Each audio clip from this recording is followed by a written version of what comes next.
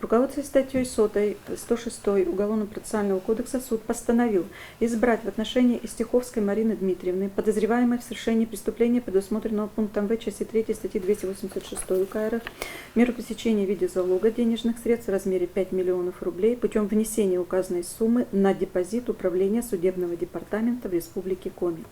Установить срок для внесения суммы залога до 11 декабря 2015 года включительно.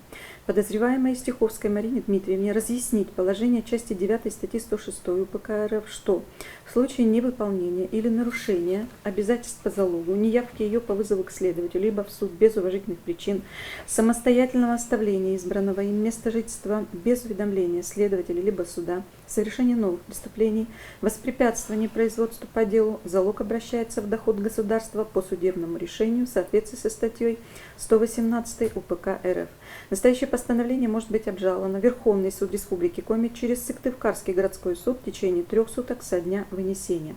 В случае подачи апелляционной жалобы обвиняемая вправе в течение 3 суток со дня оглашения постановления ходатайствовать о своем участии в рассмотрении материала судом апелляционной инстанции, о чем должно быть указано в апелляционной жалобе. Ходатайство об участии в рассмотрении материала судом апелляционной инстанции может быть заявлено обвиняемой также в течение 3 суток со дня вручения копии апелляционного представления или апелляционной жалобы, затрагивающей ее интересы. Подпись председательствующего. Понятно ли постановление вам? Постановление понятно. Понятно ли порядок и сроки обжалования указанного постановления? Понятно. Судебное заседание откладывается до 14 декабря до 9 часов для составления протокола принятия залога.